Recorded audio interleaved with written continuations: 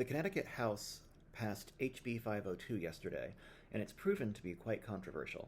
I want to comment because there's been a lot of false information making the rounds trying to deceive the people of Branford into thinking the bill is something that it's not. Now, I'm not going to comment on whether or not I think this bill is a good thing or a bad thing, because the nuances of the legislation go beyond the moral issues that I, as a minister, am compelled to speak out on. The problem the bill is addressing is a moral issue, though. It's an attempt to confront the affordable housing crisis, and specifically to help seniors, single parents, and people living with disabilities. That is a faith issue, and as a faith leader, I'm going to talk about it. I'm not going to go over every single lie that's being told on social media. You can pause the video here and read this screenshot from Facebook to get an idea of what's being said, but I do need to address some of the more egregious examples of misinformation that are circulating in an attempt to get people who can be helped by this bill to oppose it. The part of the bill that addresses as-of-right developments does not apply to developments themselves. It's about zoning. The developments remain subject to an approval process and all health and safety regulations adopted by towns and other municipalities. The bill does not allow developers to get around parking requirements. Towns still retain that authority and can deny projects if a lack of parking is going to pose a health or safety risk.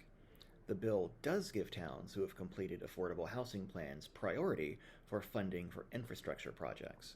It does not deny funding to towns who do not complete the projects. It just gives an extra incentive for towns that do prioritize affordable housing. Furthermore, the bill requires towns to have a plan in place to develop affordable housing, but doesn't actually require any units to be constructed. It just asks for towns to make a good faith effort to facilitate development for our low-income neighbors. There's a lot more information out there, but I don't want this video to get too long, so I'm going to stop here. You might be wondering why there is so much opposition to a bill that doesn't actually do anything that people are afraid it's going to do. The answer can be found in the highlighted sections of this screenshot. The social media personalities and politicians who oppose legislation like this don't want people from inner cities coming to small Connecticut towns. They're telling on themselves. They don't want more people of color moving out of urban areas and to the suburbs. The misinformation is about keeping towns like Branford as white as possible.